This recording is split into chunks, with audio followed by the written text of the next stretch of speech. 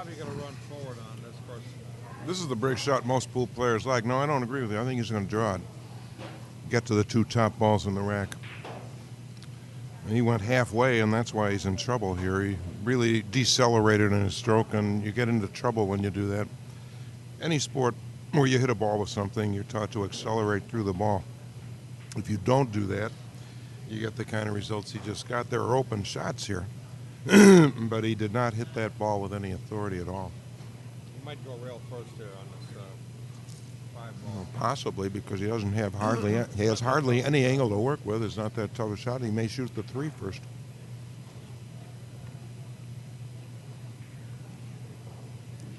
Okay, got away with running into the balls again. Still has the 9, for which he should be thankful. Looks like he has the 6, too, if he wants it. 6 opens up the remaining 6 clustered balls.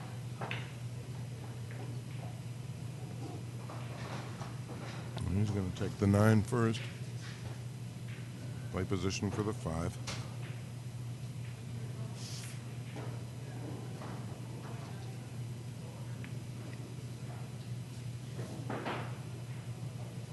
See, he went up top. Now, there's another thing. You notice he went up top again. He didn't go into the stacks. He could have went into the stack and broke the balls from underneath, but you try not to do that. You want to break them. That's your last. That's last. That's last last choice. That's last choice, and this run has been largely a matter of his picking off balls nearest the 4 corner pockets. That's another good way of playing pattern position. And now the 6th ball will open up the remaining clustered balls. He's driving them down. Better drive them down. The bottom rail will help keep them there. And he's got plenty of options here. The 11-7 would be 2 nice balls to save for last. And he can get to the 11 off any of the balls over here to the left.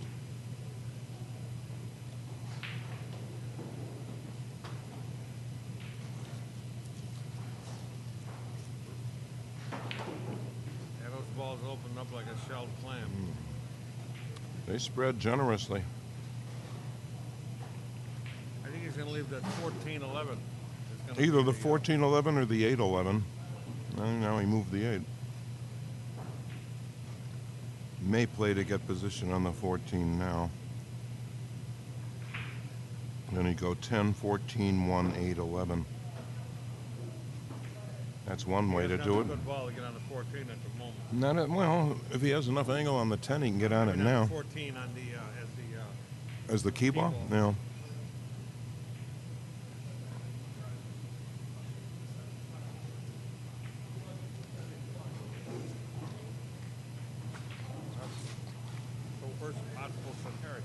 That was not good at all. Well, now he's got a side pocket break shot. Nobody was looking. Well, he can still save the 7 if he wants. A little high now. Excuse me. A little higher than he'd like. There was no reason to move it at all. He's probably still thinking about moving the 7. Well, it demonstrates that the pockets here at Red Shoes are reasonably demanding. And if Rick Michalec wants to save that 7 ball, he really doesn't have a good key ball to get to it. Balls all over the table like this are not what you want in straight pool. You like to have them concentrated so you don't have to move the cue ball very far. George, I need a coffee video. All right. Freddie's going to get a coffee. Something I'm not hindered by, as my record is 2 cups of coffee in my entire lifetime. And I might as well advise the viewers, if you're interested in giving up coffee, Army coffee is the way to go. That was the 2nd cup of coffee in my life, and it was also the last.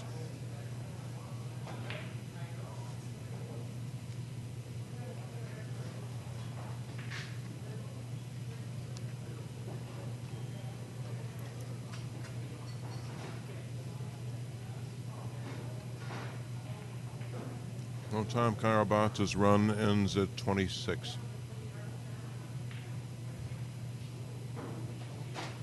One thing Rick can do here is use the 14 as a key ball and play position for the 7 and the side as a break shot. left himself pretty long on the 14, but for shot-making kids like this, this is a breeze.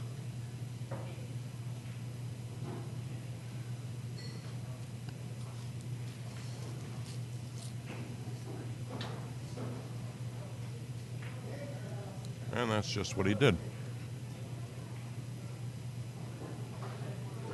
The break shot Rick left himself here is actually a favorite shot of the late Ralph Greenleaf, one of the two finest players ever to play straight pool. And today, John Schmidt, one of our better contemporary American players, favors break shots into the side pocket too. This is not an easy shot. He'd like the cue ball a little farther off the rail, but he didn't leave himself that option.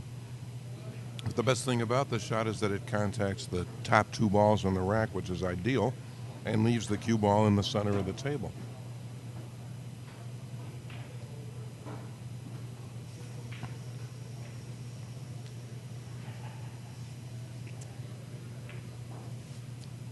What he doesn't want to do is run into the ball behind the 8-ball. That's the toughest part of the rack to move. Now we have a score of 26-15 at this point. Rick Michalec Jr. trailing, but at the table with a break.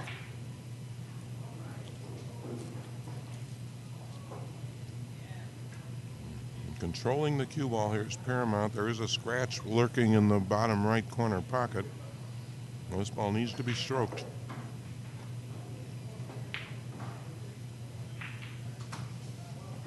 Rushed it. Most teachers advocate a pause either before or after the backstroke, before actual delivery, and he didn't pause at all. He rushed right through that shot.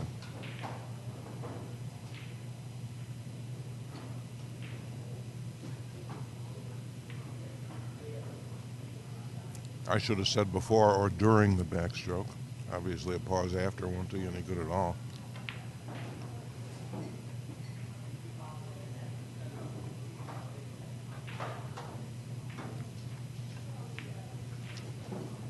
He's very lucky that ball went in. Nonchalant it, and he's shaking his head. He knows he made it off the pocket jaw. It's akin to using the backboard in basketball, but he didn't call that shot.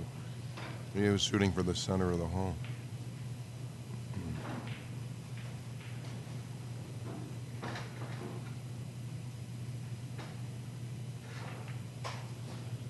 A little too far for the 7 in the side, although it's still makeable there. The 11 ball will serve him well to break up the remaining cluster. 12 and 14 off to the left, modest problem. 9 and 4 on the bottom rail, no problem. He's going to shoot this with draw and come in between the 13 and 5. And there we are. He's probably going to bump either the 12 or the 14 with this shot. Nope. Might have been better advised to.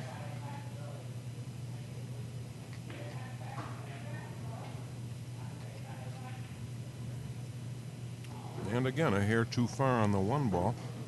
I'd like to use the 1 ball to open up the 12 and 14 balls. Probably do that with the 9 now and draw into the 14, 12 and have the 2 next.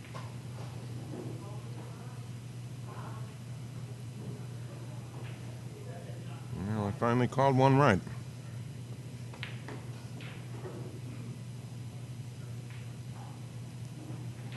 Now the way to run these remaining 7 balls plus the break shot is without moving a secondary object ball because they're all open.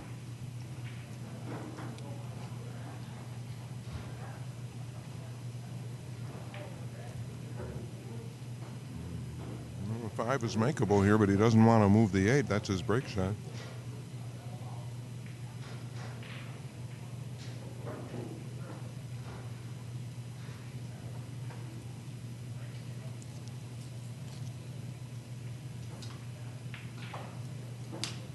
He's probably, he's going to use the bridge to shoot the 14 and get a more approachable angle on the 5 where he doesn't have to bother that 8 ball.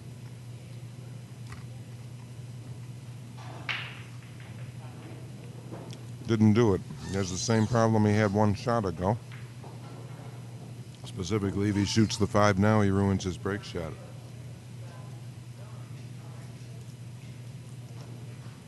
Maybe planning to soft roll this ball. Nope. I suppose it's going to save the 7 ball now and leave the 8 for last. This hasn't been played as tightly as he'd like. He's even going to try and make a break shot out of the 15, and he did. That's a nice, very nice shot. That was nicely played. And he did it with a safety attached to it. Even if he screwed it up, he still had like 3 exits. That's the beauty of the shot. Notice that he has to draw the ball some distance for a desirable position here, and it's awfully hard to do that on a pinpoint basis. He got awfully good on that 7 ball. Just a little pinch here back for the 8 in the corner. A little bit of right-hand draw here.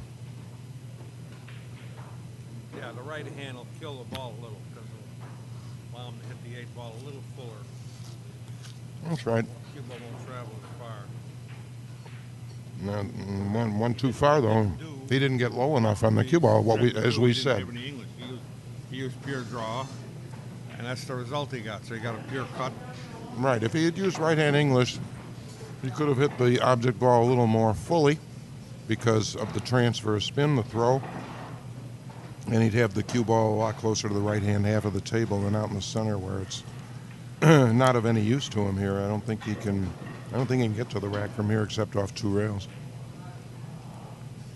Well, we have a score of looks like 27-15. Be 20 now. It's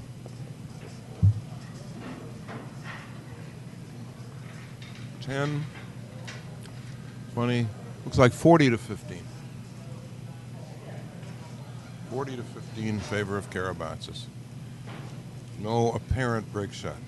Probably play a safety, play the ball for score, and then play a safety into the side of the rack.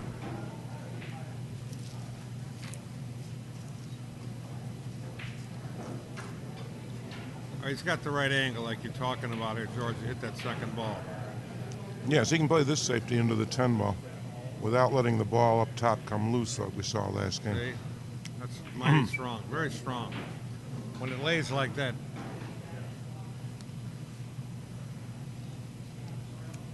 Rick Jr. has very few options here except to leave the cue ball underneath the 6 as far as I can tell, although there's nothing out there that Tom can really hurt him with. How's he going to reach the cue ball to do what you're saying? He might even challenge him with a long straight in on the 8. And he'd have to use the bridge to do what I just said. Looks like he's going to take an intentional foul. Not a bad play, but it delays the inevitable by 2 innings. He's going to have to deal with those clustered balls eventually because Tom's going to return this foul immediately.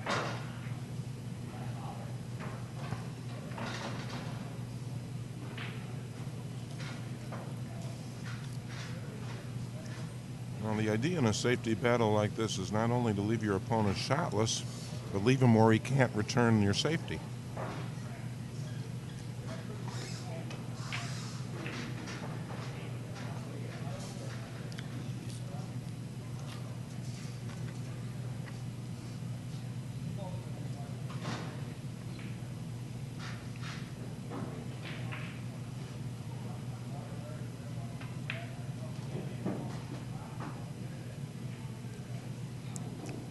Rick would be unwise to make this a protracted safety battle. He has the first foul.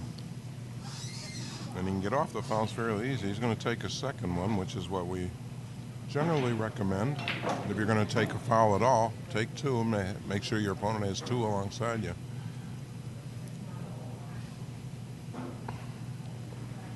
You should try to wedge him here. Yes, he should go in between the 15 and 10 balls so that, or whatever ball that is above the 10, so that the safety can't be returned. Assuming he can reach the cue ball here, he can get out of this. But Rick Michalec Jr. does have 2 fouls, so he has to make a legal safety here.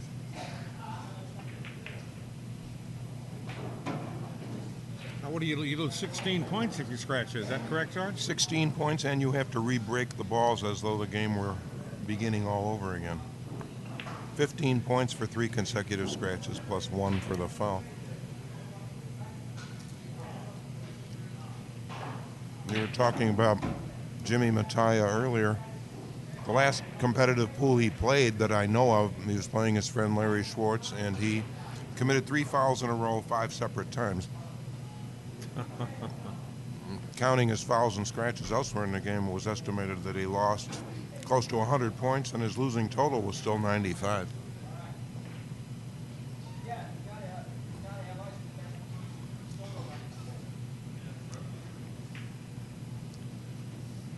And players are calling for a referee here to judge this shot because it is important.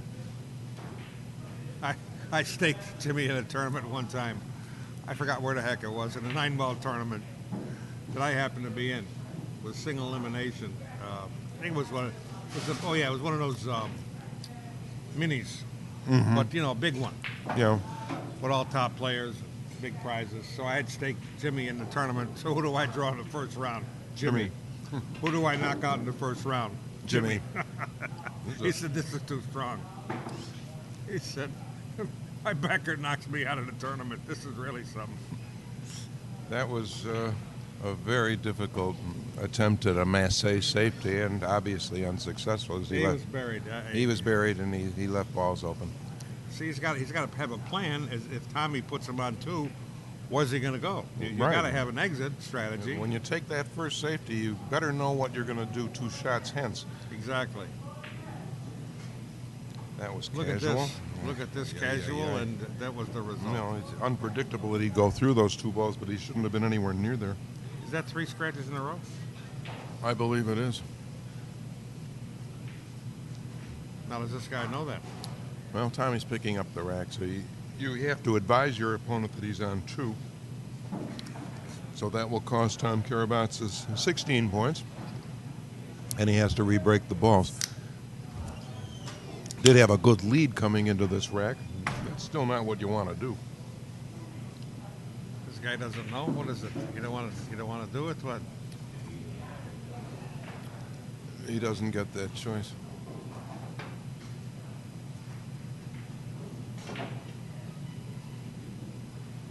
I'm not sure I understand this at all. He's spotting the ball he made and continuing as though there were no foul. I had him down for 3 consecutive scratches. So did I. Well, it's not Tommy took 2. It's not our business to comment on this. It's the player's business, but I certainly had this scored as 3 consecutive fouls. I mean, that's the whole point of it, isn't it? Yes, quite. Okay. That's why you take the 2. That's exactly right. In case a miracle happens, I'm not sure. You got the guy on 2. Unless the opponent forgot, I really can't explain that to our viewers at all. Nice angle on the 10 that time. Now, we'll hope he doesn't overhit this trying to blast that rack to Kingdom Come. Wind up in the bottom rail. No, that's what you do, is try and get 4 or 5 balls open. The shot doesn't present as one of those shots that has the capability of blasting all 14 balls apart. I don't know if the 2 ball goes here, but the 3 obviously does. He needs a way to break the remaining clustered balls. 2 on the side would be a possibility if he could get there.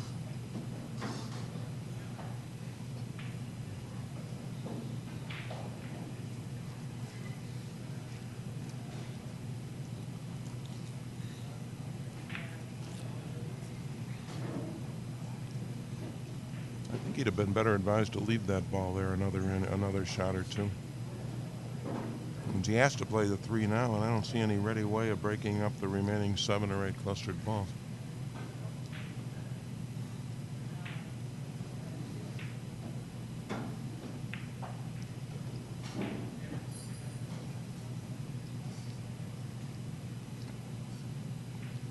In the 60s, when I was down at Fort Lauderdale, I was on the road. We had with us on the road Sugar Shack Johnny and myself. We had Cannonball Eddie Kanowski from upstate New York. He was staying with us. Completely unknown Great player, great player. And you hear the stories about the guy that run 100 before breakfast. Well, it's what he did every day. We used to go to the Miss Q Lounge. You know, we'd have coffee, but then we go to the Miss Q, and he'd practice for about an hour or so, whatever. And he, believe me, he'd crank out 100, and then we would go have breakfast. Tremendous, tremendous player. Yeah, you've told me about him before. He was one of the great unknowns. There's hardly anybody here's how outside good the he East played. Coast ever heard of him. Weenie Beanie came in the pool room. Weenie Beanie. And he tried to get slick with Eddie. He wanted the nuts. He asked for a ball on a break. Ball on a break, playing one pocket. Mm-hmm. Eddie gave it to him. Beat him 3 games in a row. Weenie Beanie broke the stick, never come back. Ball on the break. For a good, So to give you an idea. For a good player, Weenie Beanie did take his share of beatings. You know, viewers should notice that this is a very haphazard run here. He's all over Should never the be table. where he's at now. No. On the rail, far away. On the rail, far bad away. angle. He's going to Long. break up the remaining 4 balls, but he's here taking a long, circuitous route to do it.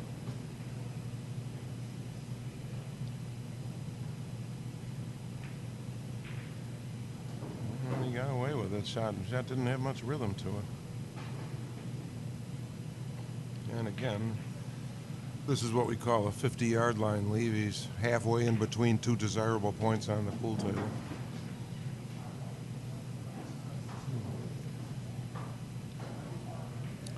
And these are makeable shots, but what we'd like you to notice is how haphazard his position here is here. There doesn't seem to be any system to it at all. He's making shots one at a time. They all count the same in the score. Not the long shot. But in the there. long run, not how the game is played. We can make it an aside, too. That's where he's probably going. Overcut. He's rushing most of these shots. Now he's left a ghost. Now he's left a key ball and a break shot.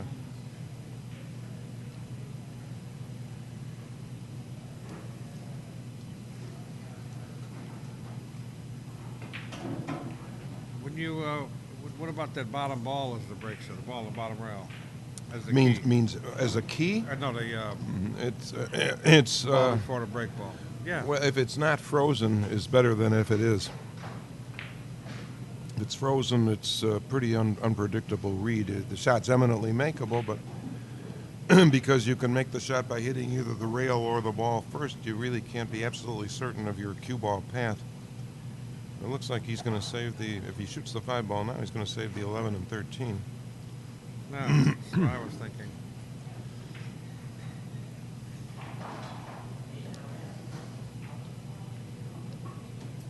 This is not supposed to be legal, what he's doing now. Although I understand the rules were changed to permit it back in '08. Used to be you couldn't put anything on the table to measure except your cue. But now you can put the rack on to see if the ball's in the, or outside the rack. And then he's going to do as we said. He's going to save the 11 ball to get on the 13. Just take one rail route from the bottom rail to the center of the table.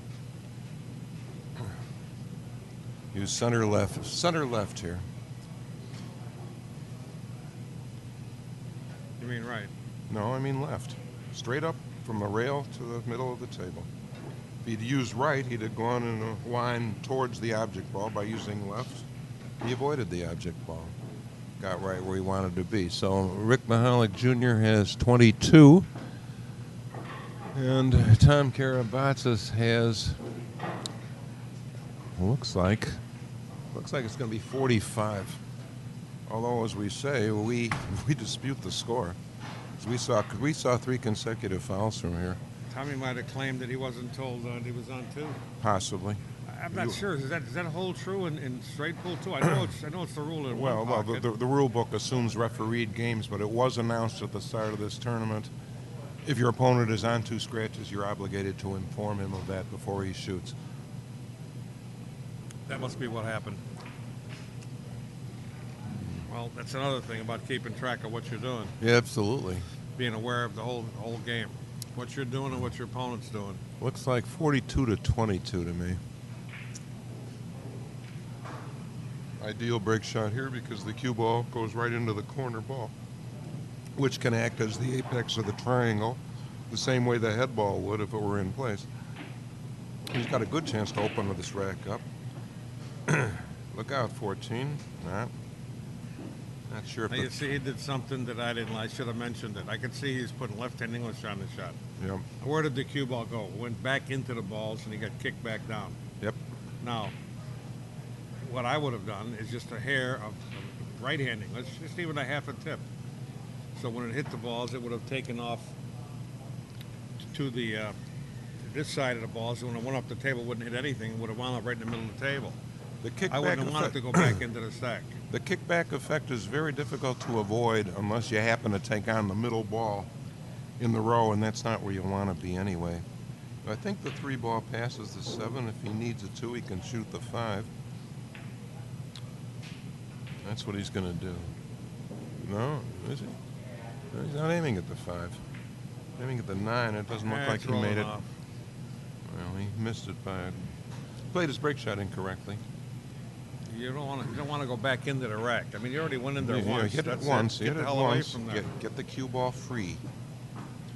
That's right. Get the cue ball free. That's what I was trying to say. See, George, that's why you're such a master with words, you know? My parents would be very happy to know that that English degree came into play finally.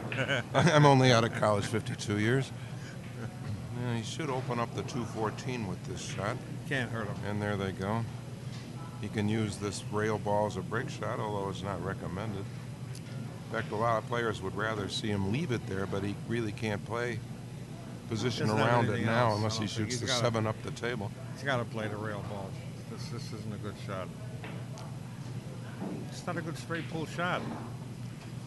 You know? It's not a good straight pull shot because the 5 balls in the center need to be dealt with, and this doesn't help him do that. He got a little bit lucky there. Now he can use the 15 or the 5. Get those balls open. But that ball up near the top right-hand corner, that has to come off in the sequence sooner rather than later. Not going to do him any good down there. Now wouldn't be a bad time because there are 5 balls lying open, and he should have position for at least one of them.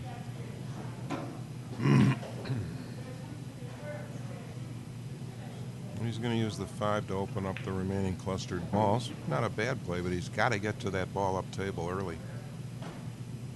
I'd go in between the edge, so that's where I would go. That's the place I would have sent the cue ball. A little too hard, so the balls are going to have to be re-nudged. Right, he didn't get a real good lay out of it.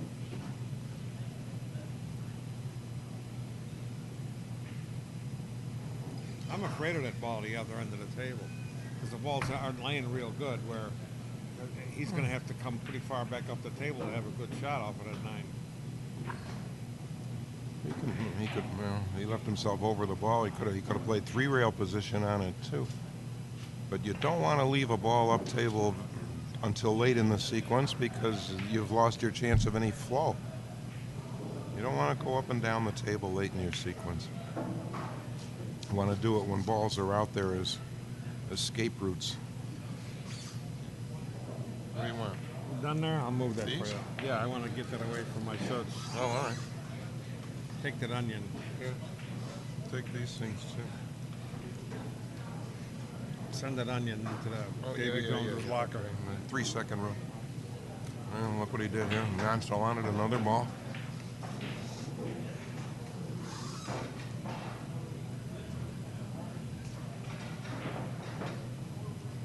Like Lou Figueroa in the last match, Rick Michalec Jr. is playing well beneath his level.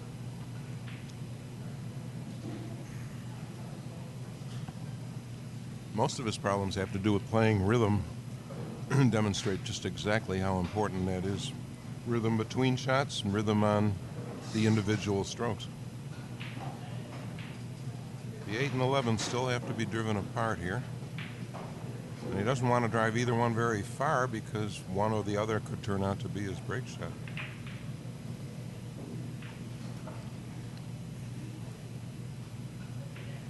See, I like the fact now that the other ball at the other end of the table, it doesn't matter how you make it with that ball hanging in the pocket.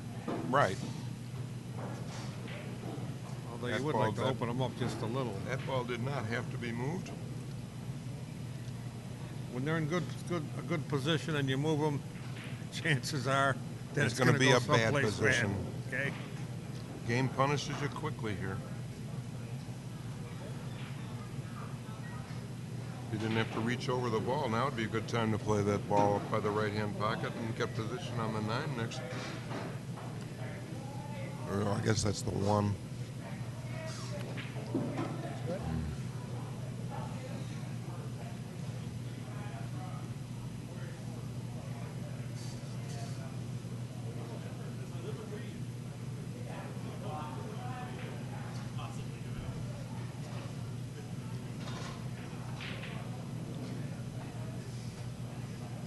Too far, no angle. Well, that's the only ball that could possibly be his break shot unless he converts something with the 8 and 11. Ideally, what you'd like to do here is slide into the left half of the 8 ball and nudge the 11 over a couple inches, but you've got to get the cue ball someplace advantageous first. Looks like he's shooting the 11 here. No, it goes. Okay. So he's got the 15 as a break shot, although it's pretty high up the table. I think he wants a 14 as a break shot the way it's laying. And that break shot is fraught with peril, too. You might be right about that, though.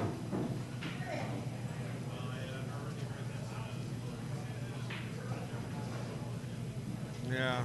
Yeah, it looks like it. He's going to go.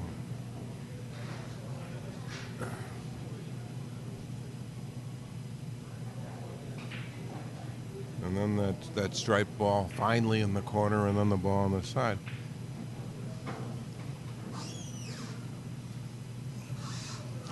See, he was careless on that one. He should have fought to get that cue ball with some English. Another foot down the table where this shot would be an absolute cinch. It's okay now, but That isn't too bad. the great players fight for them inches. They don't get careless. I had the pleasure and honor of watching a guy like Portland Don play 9-ball, Portland Don Watson. The first shot was the only time he might be far away from a ball. After that, every shot was perfectly in 2 line. feet away, 2 feet away, and the 9-ball, 1 foot. Like your 2 friend, foot 9 like your friend Porchester Mickey. That's how Mickey played the same way. Mickey Carpinello. He learned from Sailor Barge. Hanger, 9-ball. Every time he'd shoot the 9-ball, hanger, hanger, hanger, hanger, hanger. Right, here are the problems with this break shot. First of all, you're going into the very fattest part of the rack. So in terms of physics, you've got a lot more to overcome. Well, you got to use draw here. The cue, yes, you must use draw, and the cue ball absolutely must contact one of the bottom 2 corner balls if you want to get the cue ball free. If it goes into any one of the 3 interior balls in that back row, it's probably either going to stick there or get a double kiss into the corner pocket. So this break shot, even though the ball is simplicity itself to make, breaking the balls and getting the cue ball free are no bargain. Now And he probably has to shoot it left-handed, too. You need draw here because the draw turns into follow off that cushion. Right. When a cue And ball it'll comes hit off the- the cushion, it does the opposite And of it'll what hit it was the doing it'll before. hit the back of the stack and go forward. If he shoots it with foul or anything else, it's liable to go off the rail into the balls and then rebound back into either one of these 2 corner pockets. All right, he's going to shoot it left-handed, like I said, and he's probably going to want the cue ball to hit the 2. Well, he caught the middle of the stack, and he's going to go down the table, but he got away with it. Spin saved him that time. The cue ball spun away from the bottom row of balls. Ideally, you'd like to hit the corner ball. He didn't, but it worked out. Either that 7-4 combination or the 15 will serve to break up the remaining clustered balls. 10 on the side is probably the right shot here because it's the farthest removed from the action. No, he's not going to use the combination because that's going now.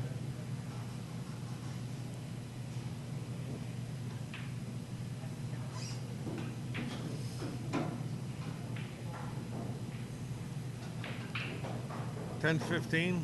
10-15 and save the 1 and the 9 as safety valves. And then he comes off those 4 or 5 clustered balls in the middle. He'll have the 1 or 9 in the sides if he has nothing else. Slight draw here. Well, he's stuck there.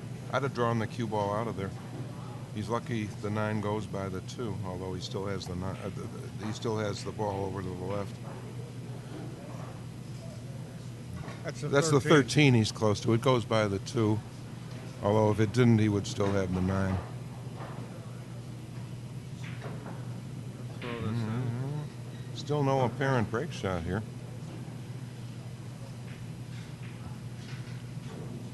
Unless he nudges the 10 or 8.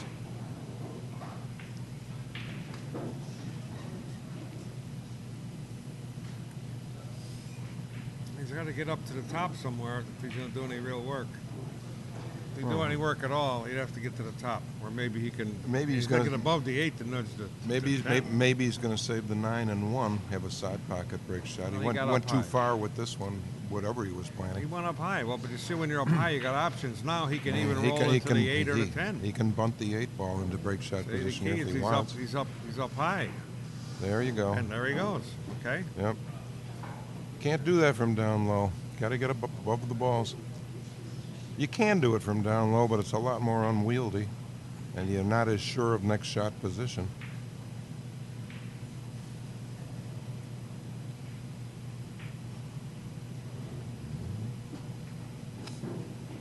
Oh, he's going to go 9, 10, 5.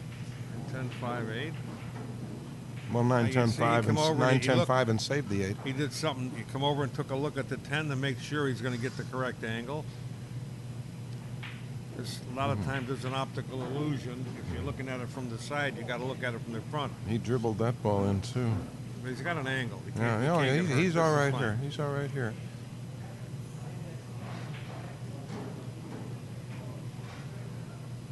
Just right. Okay. Low left here. Let's hope he remembers to use it this time. Last time he went too far with the cue ball, and he's aiming too high on the cue ball now. He's doing the same thing. He's gonna roll this in, I think. No, he's going twice across the table. He didn't feel comfortable with that little spin draw, and he got in trouble again. He didn't put it in a good minimal angle. 1 rail would have been better than 2.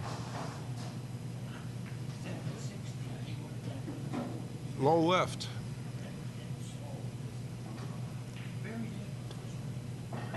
Rick Michalec Jr. has 27. I would have drew it though. Wouldn't you draw the ball with a little English? 1 rail instead of cross.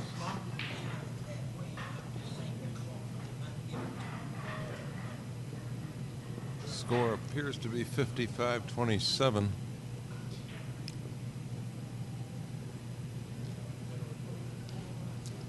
There's a lot of draw here. He can get the cue ball over to the corner ball, but he's not going to damage the stack much. Didn't like the way he played the last ball. Actually, Tom Karabotsos appears to have 60. 65-27 appears to be the score.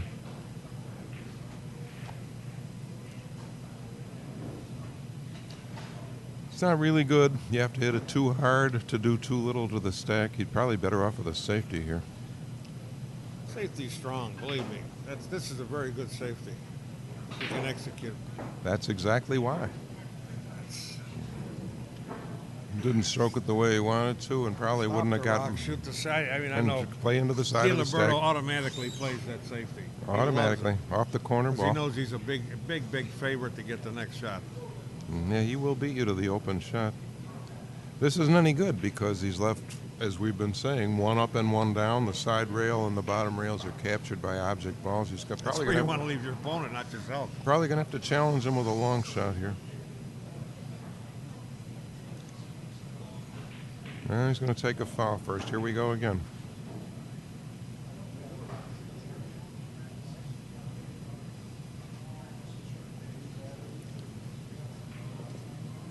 The score remains 65-27, and Tom Karabotsos has the first foul.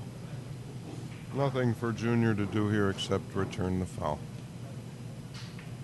You might want to try and nudge the balls a little looser than they are now. Make escape a little harder. But now the players have 1 foul each.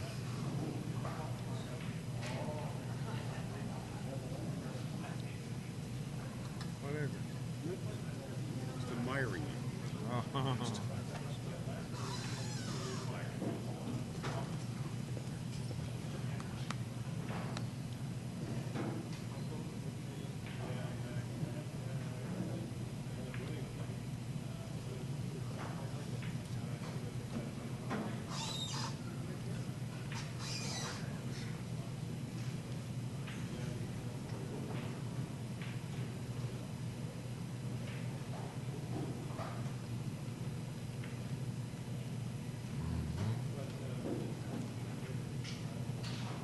It's not a bad return, but I'm not sure why he took it instead of taking a second foul.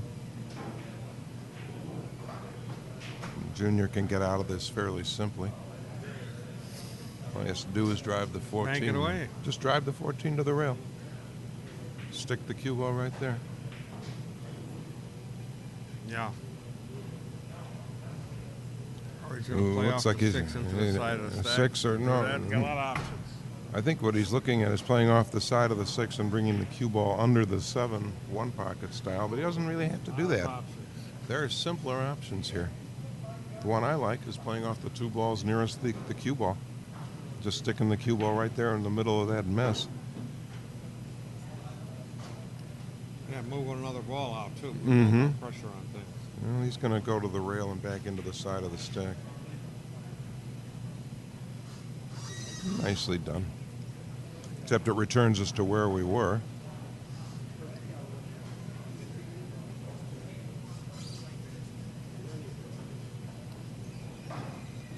That's $37. Should I take them off the table? Take these? Yeah, sure.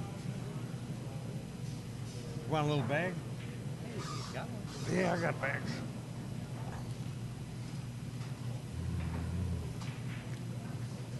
And while Tom Karabotsos ponders the situation, Fred Bendavegna is doing commerce.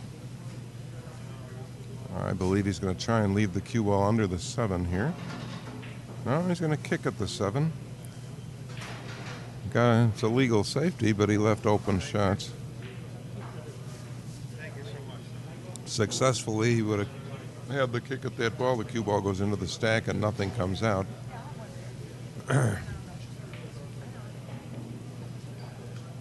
Also, he wanted to send the 7 closer to the pocket than it is now.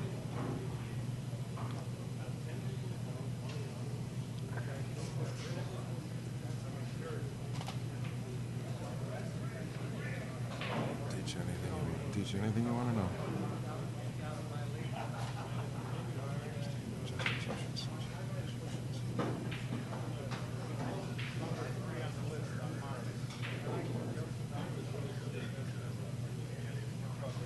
Teach you anything you want to know.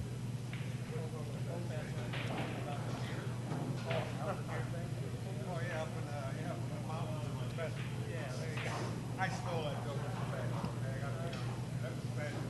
Not much to comment on here because Rick Michalec Jr. is still playing this game 1 ball at a time. There isn't much of a plan.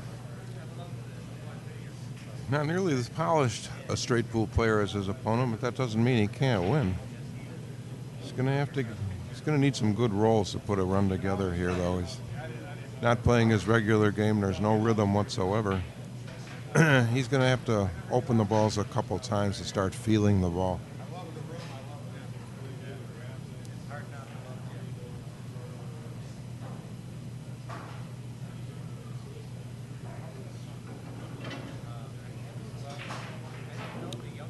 Well, he rushed that again, too. Now, we're talking about feeling the ball here. Almost all tennis players, upon winning a match, report to their interviewers, I was really feeling the ball well today.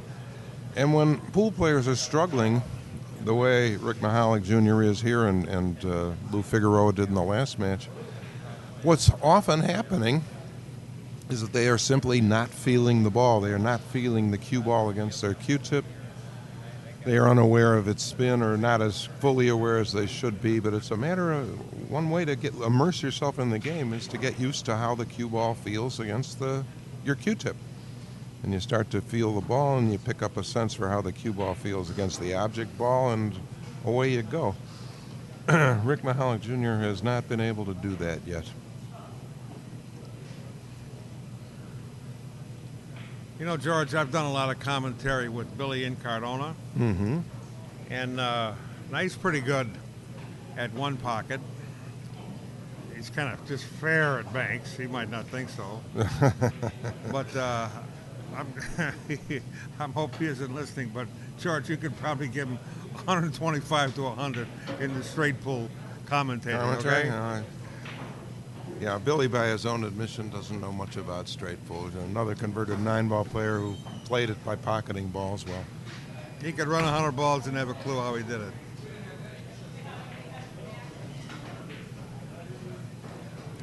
Tom would like to use the 11-3 to open up the balls, but he needs very precise cue ball position to do that. He could use the 9 on the side, too. This is too late in the run to be wrestling with the last 8 balls like this. These balls should have been approached well before now.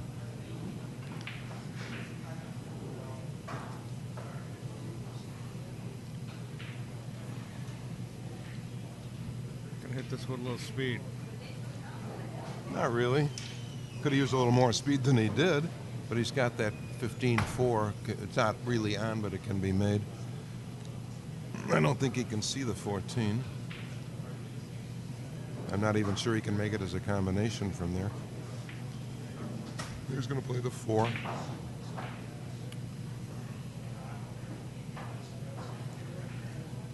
Billy would be even better if he would forget that he was on the air and just talk like himself. He tries to color his language so much that it does sort of get in his way. That was nicely done.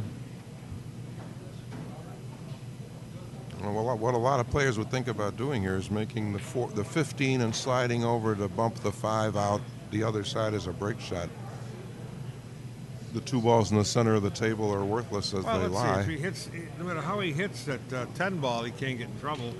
He's going to come in behind him. Well, but he didn't move either ball to break your shot. idea was the best way, because just look at it this way. If he goes into the 10, if he hits it dead in the face, he'd have that bottom, the other ball that he just shot in. Right. If he hits it on the other side, he's still got that ball. If he hits underneath, he can come down and shoot the 2 or 3. He so could shoot. There was no downside to that carom. No, he's gonna save the 3 ball for a break shot here.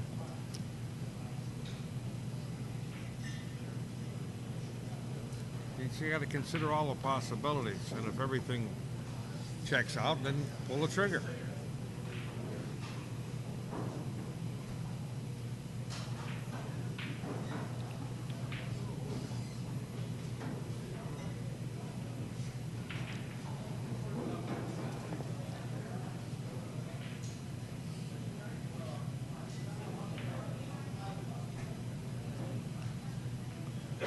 We'll see whether he plays position for the 3 ball as a 1 rail or 3 rail shot.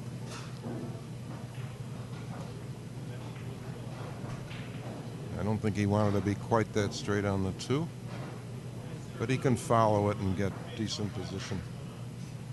If he comes out under the 3 ball, he'll play 1 rail position, and from here, which isn't very good, he'll play 3. But he has no business being anywhere near that side rail, because now he can't get enough spin on the ball to affect a 3 rail route off the rack.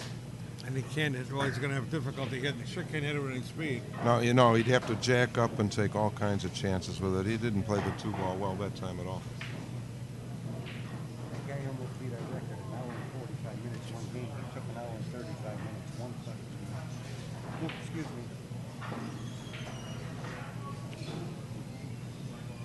Freddie? Hi, hon. How are you?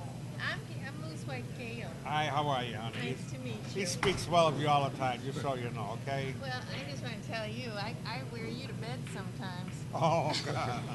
You got a good man there, Gail, one of the few. I do have a good man. He's a real sweetie. Yeah, Lou's all right. You are I'm George Phelps. George. He's spoken highly of you. Nice to meet you. Nice to meet you. And he had a good time when he was playing with you. Oh, good. Yeah, he got something out of it. He played good enough.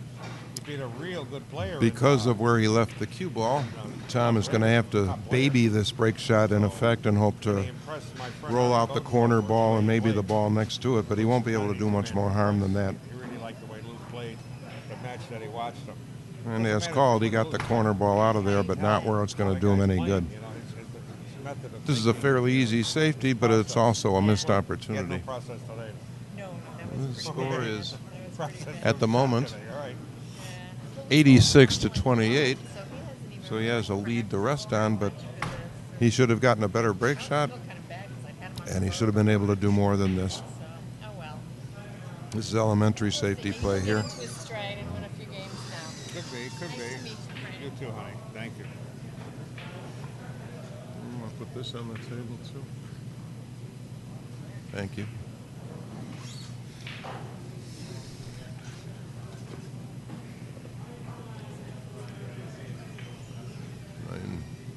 players are probably going to take turns thinning that back row for a while.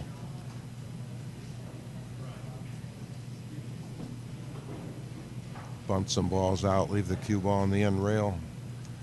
Dare your opponent to try one of them if you leave it there.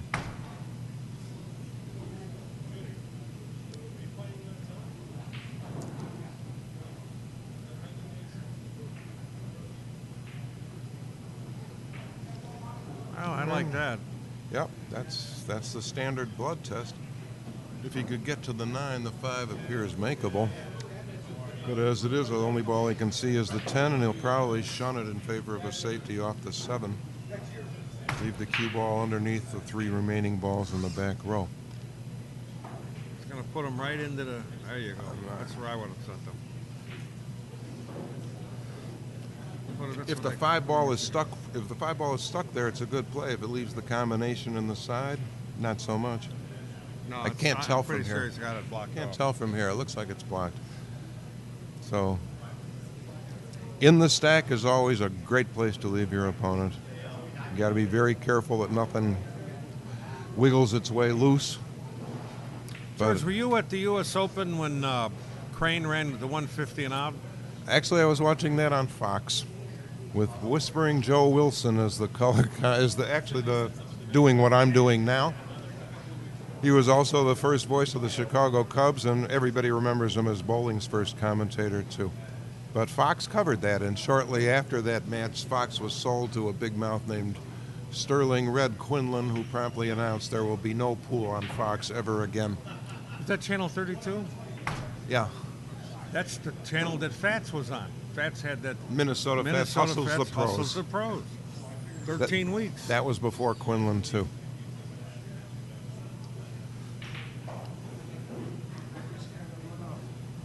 Well, I didn't see that match. They're not easy to shoot. See them shots. No, that was not easy. In fact, I'm not even sure the ball could have gone. It was a desperation shot. But I happened to be at Johnson City the next time those two hooked up, you know. Joe Balsas. Balsas and Crane. I Crane believe ran 150 and out on Joe Balsas at the what hotel was that? Sheraton. Sheraton Hotel. I believe in the US Balsas Open. had 9 points that match.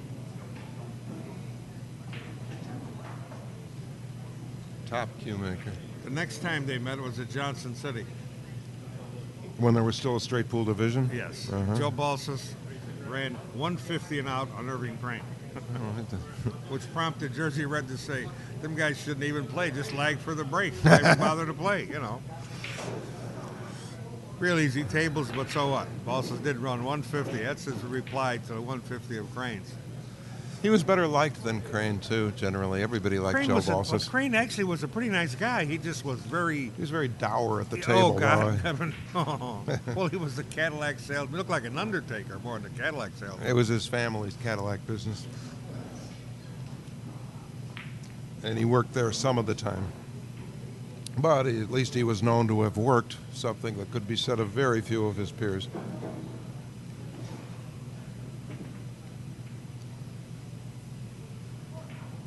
Balsas is also remembered for one of the longer hiatuses from competitive pool. He was away for 17 years. And come back to become And the came world back champion. and was the world champion. Must have married a saint to let him do that. But he complained to her he wanted to go back to pool, and she said, whatever you want, honey. That's the kind of girl you want. If you can bring him home to father, bring her home to mother if you can trust your father.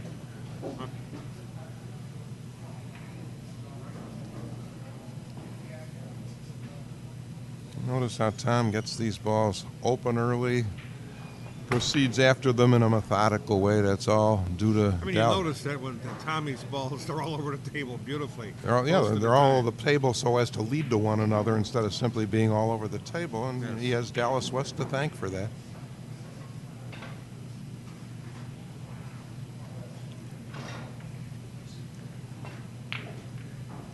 I was out at a tournament in California, Fred Whalen's tournament at the Elks Club, and Dallas was playing, and he was undefeated. I don't know how many matches he had won, but he'd won several matches. And the earthquake hit. California got hit with a giant earthquake. And Dallas packed up his wife and him, and they jumped on a plane and left. In the middle of the thing? Is that the one That's Ray right. Martin one? I don't know because Ray I got, Martin- Ray I got Martin. an airplane and I left myself. That's where he got the name Cool Cat, is from winning a tournament in an earthquake. And that's probably the tournament. We're going to go 7-12-9 here. And the 8-ball that Tom wiggled in a couple shots back, we should point out that the only reason that ball went is because it was hit at the correct speed. That's what pocket speed means. This is really nice now. Really Yeah, nice. this is just the way you want to see it. Draw back to just about where he is now. Shoot that 9-ball straight in the side and right where you want to be for the 4. I was on the 10th floor of the Elks Hotel, the top floor, when the earthquake hit. And elevators are out naturally, so we had to run downstairs. I was down in the lobby, and who followed me down was Cicero Murphy. And he said, I'm not going back up to my room unless they provide me with a parachute. Do you happen to remember offhand if Gene Nagy was in that tournament? Because DiLiberto and I disagree on this. I'm going to say no. That's what Danny says too, but I think it was at the one of Fred Whalen's tournaments He where had several tournaments. I know he did, and Mosconi was overheard to say of Gene Nagy, "That's the best I've ever seen balls taken off the table in my life." Later, Mosconi wasn't in the tournament that I was in. I didn't go to that one. all right. Later, Mosconi said, "I don't remember having said that, and I can't imagine why I would have." So judge for yourself. Gene Nagy was definitely a brilliant player. He was also a little odd, but that doesn't make him bad. And the score here is 89 to 28, if I'm reading this right. Rick Michalec Jr. has really never been in the match. I had the 4Bs Club, this local around here, Ralph Stearman. He brought him in to trap me, and we played one pocket on at the 4Bs Club there out in Clyburn, the joint all-night joint I had, and I outran it. We broke even, and I quit. That was wise. And he was mad that I quit. You know, he says I like to play for days. Yeah, I'm sure he does. I says, I got a guy that likes to play for. I know. He says, you kidding? He says, does the guy take pills? I said, no, he don't take pills. He plays on a natural. He said, I could beat anybody in the world That doesn't plays take pills. for days and don't take pills. I said, suppose you gave him to Artie. I said, you're gonna give me to the right guy. So I lugged him over to Bensinger's and I turned him loose on Artie. I went in with Artie and I watched the first game. And I seen Artie's got him 6-0, and Artie started stalling. I said, oh my God, he's already stalling with the guy. So with that, I'd been up all night. I said, I'm going home. Let me know what happens. Let you know what happens. Like 'Cause you I didn't, knew you it when couldn't tell. I know it was going to happen. So I went home. When I come back, here's what happened. Nagy won one game. He ran an 8-0. That's the only game he won. Jimmy Artie Reed wouldn't bet pounded Artie him. more than $10. Artie pounded him. And the backer got so upset because Nagy said, I could rob this guy. This guy can't do anything. He said, you kidding? You lost like 8 in a row. What are you talking about?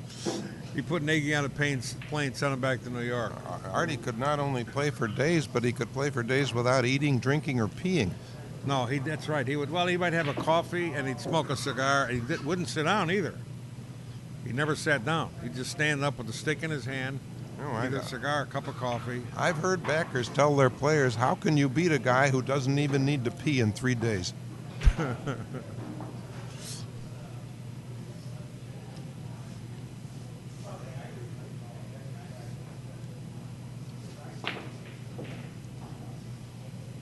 Now, Tom would like to have nudged the 8-ball out with that shot, but the cue ball just walked right by it. He doesn't need to run this rack to win the game. He just needs 12 balls.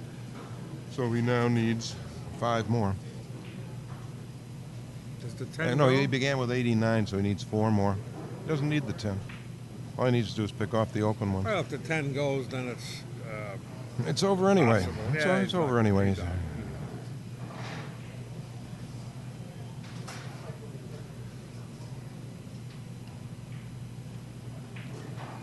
All right, 2 matches, 2 mismatches for us to call, but we'll get a competitive game here.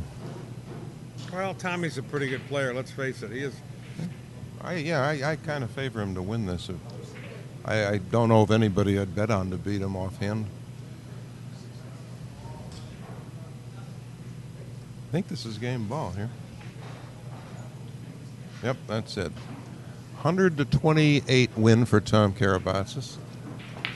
Not a particularly enthrallingly well-played game, but a little better than the last. We'll be back with another match for you here soon. Do we know who's up next?